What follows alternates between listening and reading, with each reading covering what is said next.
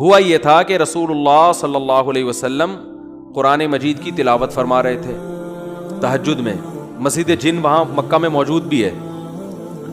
تو جنات کا ایک وفد وہاں سے گزرا. انہوں نے جب قرآن سنا تو بڑے حیران ہوئے. یہ تو بالکل ویسا کلام ہے جیسا موسیٰ علیہ السلام پر نازل ہوئی تھی تورات اور حضرت عیسیٰ پہ انجیل. یہ تو بالکل ویسا کلام ہے. یعنی ان کو اندازہ ہوا کہ یہ پیغمبر ہیں. وہ ہو سکتا ہے جن بھی پڑھے لکھے ہوں, یعنی اہل کتاب میں سے ہوں. تو وہ اچھا اس میں توحید کا بیان بھی تھا. تو وہ جنات جا کے اپنی قوم کو تبلیغ کرنے لگے. اچھا پھر ایک اور واقعہ یہ ہوا تھا کہ جنات جب آسمانوں پہ جاتے تو شہاب ثاقب کے ذریعے ان کا آسمانوں پہ داخلہ بند کر دیا گیا. تو یہ خبر بھی جنات میں پھیل گئی کہ پہلے ہم جاتے تھے کچھ نہیں ہوتا تھا, اب جانا روک دیا جا رہا ہے. یہ جو شہاب ثاقب ہوتے ہیں نا چنگاریاں, اس پہ سائنسدان اعتراض کرتے ہیں یہ تو ویسی رگڑ لگنے سے وہ یعنی ستاروں کے ایک ٹکڑے سیاروں کے ٹکڑے ٹوٹتے ہیں, رگڑ لگنے سے یہ ہوتا ہے. تو یہ کوئی اسلام کے منافی نہیں ہے. اللہ تعالیٰ کسی جن کو مار سکتے ہیں, اس کے فرشتے کسی جن کو مار سکتے ہیں اس کے ذریعے, رگڑ بھی لگے اور وہ جل بھی جائے اور جن بھی مر جائے. تو اس میں کون سا کوئی وہ ہمیں جن تھوڑی نظر آ رہا ہے, ہمیں تو وہ شہاب ثاقب جاتا ہوا نظر آ رہا ہے. اور یہ بھی ضروری نہیں ہے کہ جب بھی شہاب ثاقب ٹوٹے تو کوئی جن ہی مر رہا ہو, اس سے اتفاقی حادثہ بھی ہو سکتا ہے. یہ تو اسلام نے یہ نہیں کہا کہ جب بھی آسمان پہ آپ کو رگڑتا ہوا ستارے کا ٹکڑا نظر آئے گا تو وہ جن ہی ہے جس کے پیچھے جا رہا ہے. وہ بعض دفعہ ایسے ہوتا ہے کہ جنات کا تعاقب ہوتا ہے اس کے ذریعے. تو یہ نبی کے دور میں ہوا. اور اس کی دلیل یہ ہے کہ جب قرآن کی آیتیں نازل ہوئی نا کہ جنات نے کہا کہ ہم جب جاتے ہیں تو شہاب ثاقب آتا ہے, تو اس پر کسی مشرک نے اعتراض نہیں کیا کہ یہ تو پہلے بھی آ رہے تھے, اب تھوڑی آ رہے ہیں, کوئی نیا واقعہ تھوڑی ہے, یہ تو پہلے بھی آ رہے ہیں. تو جنات نے یہ کہا کہ ہم نے دیکھا ہے کہ ہمارا اوپر داخلہ بھی کیا ہو گیا, منع ہو گیا. تو دنیا میں کوئی بڑا واقعہ ہوا, تو واقعہ انہوں نے دیکھا کہ بھائی یہ قرآن نازل ہو رہا ہے اور یہ کوئی دنیا میں نیا مذہب آیا ہے اور یہ پیغمبر ہیں. تو انہوں نے جا کے اپنی قوم کو تبلیغ کی, جس کا سورہ جن میں تذکرہ ہے.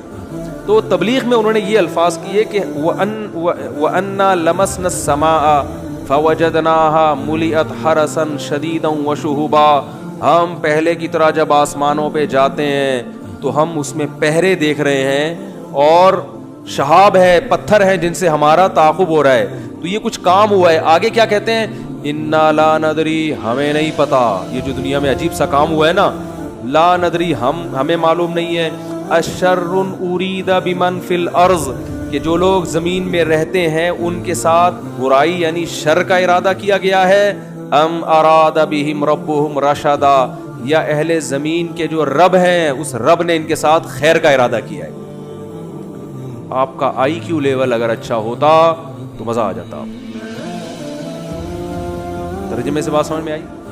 وہ کیا کہہ رہے ہیں, ہمیں نہیں پتہ یہ جو نیا واقعہ ہوا ہے اہل زمین کے ساتھ برائی کا ارادہ کیا گیا ہے, پیسو وائس فعل مجہول, یا اللہ نے ان کے ساتھ خیر کا ارادہ کیا ہے. بھائی یہ بھی کہہ سکتے تھے کہ ہمیں نہیں پتا کہ اللہ نے ان کے ساتھ خیر کا ارادہ کیا یا شر کا ارادہ کیا ہے. شر اور خیر دونوں کی نسبت کس کی طرف کرتے؟ اللہ کی طرف, کہ پتہ نہیں اللہ اب انسانوں سے اچھا چاہ رہا ہے یا کوئی عذاب آنے والا ہے یا کوئی کچھ اچھا ہونے والا ہے, ہمیں نہیں پتا لیکن کچھ ہونے والا ہے. نہیں آ رہی بات؟ ارے بھائی جنات کو جب یہ واقعہ ہوا نا, اوپر جانا بند ہو گیا آسمانوں پہ, تو جن آ کے آپس میں گول میں کانفرنس بلائی. انہوں نے بولا کہ بھائی کچھ کام عجیب سا ہو رہا ہے, کچھ ہو رہا ہے, یا تو کوئی بہت اچھا ہوگا یا کچھ برا ہو رہا ہے. یعنی کچھ نہ کچھ تو ابھی کائنات میں نیا ہوگا, اس زمین پہ کچھ نیا ہوگا. بمن فی الارض, اہل زمین کے ساتھ کچھ نیا ہونے والا ہے.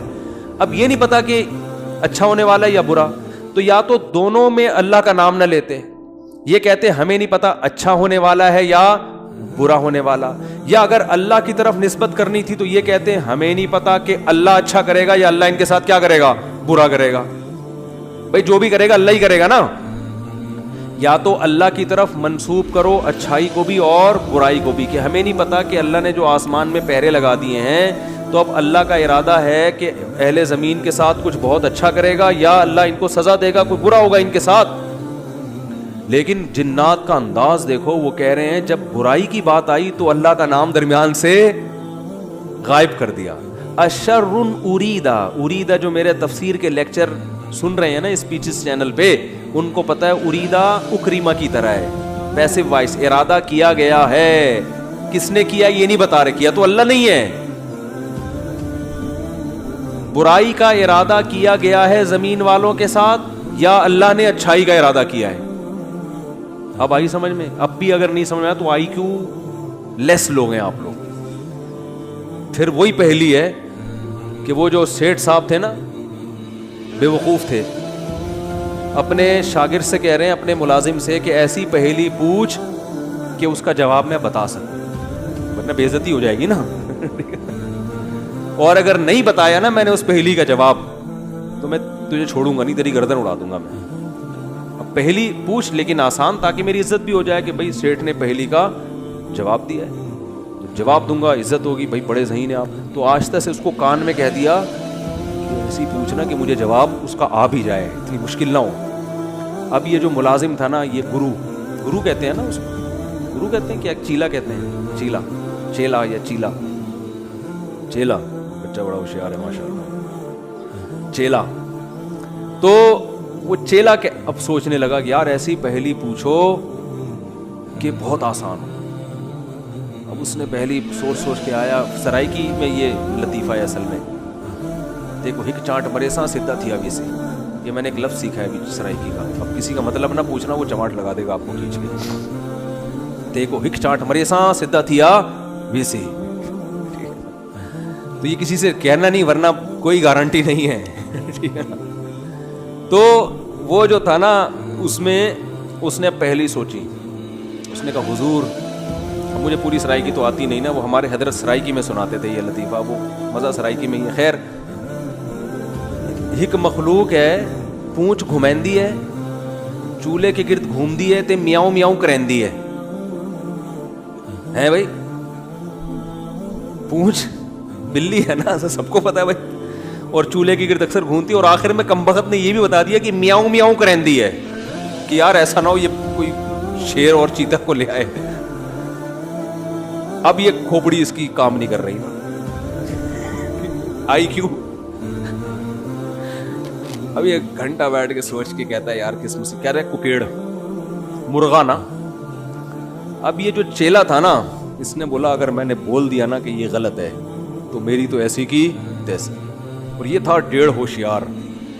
یہ اگر یہ کہہ دیتا کہ جی یہ جو ہے کیا نام ہے صحیح جواب دیا, تو اس کو یہ شبہ تھا کہ جو میرا گرو ہے وہ کہے گا کہ یہ شاید 2 نمبر ہی کر رہا ہے.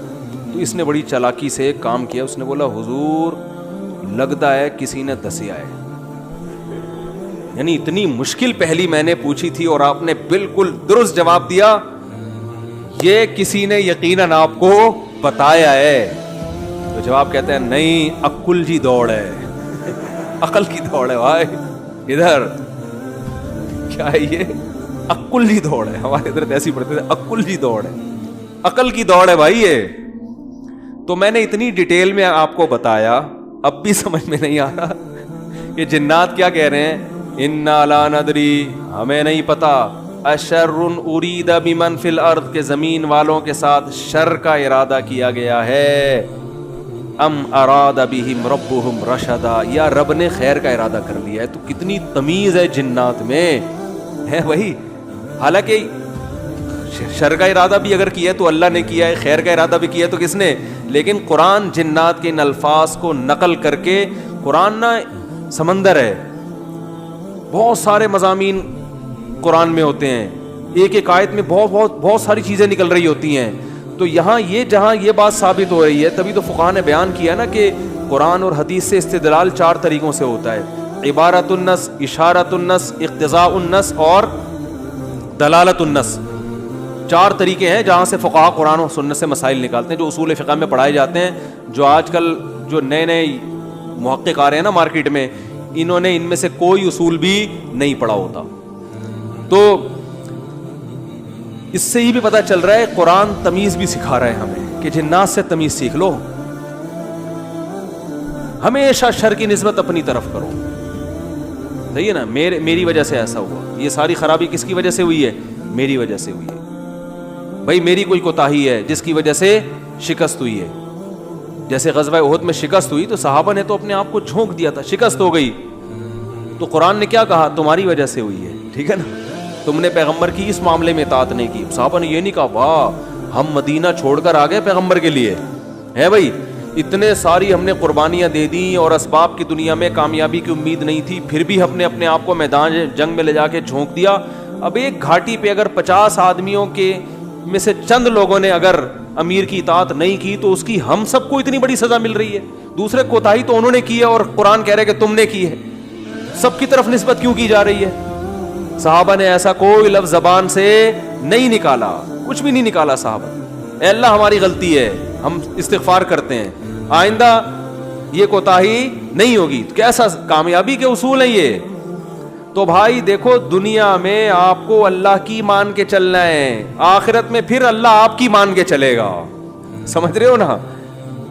پھر آخرت میں اللہ کہے گا کہ وَلَكُمْ فِيهَا مَا تَشْتَهِي أَنفُسُكُمْ, تمہیں زبان سے نہیں بولنا پڑے گا, جو دل میں تمہارے خیال آئے گا نا, خواہش پیدا ہوگی, اس دل کی خواہشات کو اللہ وہاں پورا کرے گا. دنیا آزمائش کی جگہ ہے, پیڑے کھانے کی جگہ نہیں ہے. یہاں آزمائشیں ہیں, اور اگر کوئی آزمائش نہیں ہے تو یہ خود ایک آزمائش ہے. آپ کہہ سکتے ہیں فلاں تو بڑی ہنسی خوشی زندگی گزار رہا ہے, وہ تو کوئی آزمائش ہی نہیں ہے. او بھائی یہ ہنسی خوشی زندگی خود ایک آزمائش ہے کہ یہ اللہ کا شکر ادا کر رہا ہے کہ نہیں کر رہا. اسے نہ کوئی بیماری ہے, اس کا گھر بھی ہے, اس کے بیوی بچے بھی ہیں, اس کو سکون بھی ہے, گھر میں آتا ہے بیگم تمیز سے بات کرتی ہے, اور جناب گھر سے باہر نکلتا ہے تو بیگم پوچھتی نہیں ہے واپسی پہ کہ انڈے کیوں نہیں لے کر آئے, کوئی کسی قسم کی ٹینشن نہیں ہے. یہی ہو رہا ہے نا آج کل. اور جناب ابا بھی ٹھیک ہیں, اماں بھی ٹھیک ہیں, ملک کی حالات بھی ٹھیک ہیں, بے روزگاری بھی نہیں ہے, بلب کے والدین کو گالیاں دینے کی بھی ضرورت نہیں ہے, لائٹ بھی نہیں جا رہی ہے, پنکھا بھی چل رہا ہے, بٹن دباؤ پنکھا چلتا ہے. جیسے آسٹریلیا میں تو یہی ہوتا ہے, بٹن دباتے تھے پنکھا چل جاتا تھا. وہاں پہ میں حیران ہوتا تھا یار, ہم تو دیکھتے ہیں ٹرائی کر کے چلا کہ نہیں چلا, ایسا ہی ہوتا ہے نا. چل گیا اے اللہ تیرا شکر ہے, نہیں چلا کوئی بات نہیں, لائٹ آنے والی ہے تھوڑی دیر میں آ جائے گی. جنریٹر چلاؤ, کھینچو پھر اس کو جا کے, کتنے تو چپک کے مر گئے جنریٹر سے بیچارے اس چکر میں. تو کوئی ٹینشن اگر نہیں ہے تو بھی بڑی ٹینشن ہے بھائی. کہیں اللہ ایسا تو نہیں ہے کہ کوئی بہت بڑی پکڑ آنے والی ہے, اللہ کی بہت بڑی پکڑ نہ آنے والی ہے, اس لیے ڈرنا ہے. تبھی کہتے ہیں نا الایمان بین الخوف والرجاء, خوف اور امید کے درمیان ہے ایمان. اللہ کی نعمتوں پہ خوش بھی ہونا ہے لیکن خوف کے ساتھ, اترانا نہیں ہے, خوف کے ساتھ. یار اللہ نے مجھے گاڑی بھی دے دی, گھر بھی دے دیا, بیوی بچے بھی دے دیے, روزگار بھی اچھا ہے, صحت بھی اچھی ہے, سب کچھ ہی مجھے مل گیا, تو کہیں یہ استدراج نہ ہو, اللہ کی طرف سے ڈھیل نہ ہو, کیونکہ فرعون کو بھی سب کچھ مل گیا تھا. صحابہ میں تو ایسا بھی ہوتا تھا جب ان کے سامنے اچھے مرغن کھانے آتے رونا شروع کر دیتے. کہیں ایسا تو نہیں ہے کہ ہم نے نبی کا جو ساتھ دیا تو اللہ تعالیٰ نے ہمیں ہمارے اعمال کا بدلہ کہیں دنیا میں ہی تو نہیں دے دیا, ایسا تو نہیں آخرت میں نہیں ملے گا, اس سے ڈر جاتے تھے وہ. اور آج ہماری حال دیکھو, ہماری حالت دیکھو, خوشی ملتی ہے تو اترانے لگتے ہیں, دوسروں کو نیچا دکھانے لگتے ہیں, اور ایسے سمجھتے ہیں ہم سے بڑا فنٹر دنیا میں کوئی ہے ہی نہیں, اور اعمال کس سے پیچھے ہٹ جاتے ہیں. خوشی ملی ہے نا تو اعمال سے کیا ہو جاتے ہیں پیچھے, اور غم ہوتا ہے تو واویلا کرنا شروع کر دیتے ہیں. جیسے قرآن نے کہا ان الانسان خلق ہلوعا اذا مسہ الشر جزوعا واذا مسہ الخیر منوعا, کہ انسان کو جب شر پہنچتا ہے جزوعا, جزا فضا شروع کر دیتا ہے, واویلا, ہائے میرے رب نے یہ کر دیا, ہائے میرے اللہ نے یہ کر دیا میرے ساتھ, میں ہی ملا تھا ٹینشن دینے کے لیے. اور جب خوشیاں ملتی ہیں منوعا, اللہ فرماتے ہیں کنجوس بن جاتا ہے, میرا مال میں خرچ نہیں کروں گا, میں غریبوں کا خیال نہیں کروں گا, میرا پیسہ ہے, میری محنت ہے.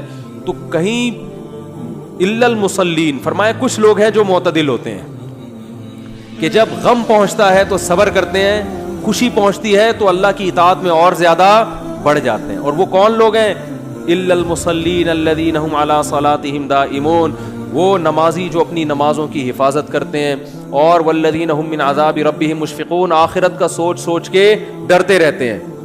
لفروجہم حافظون, اپنی شرمگاہوں کی حفاظت کرتے ہیں.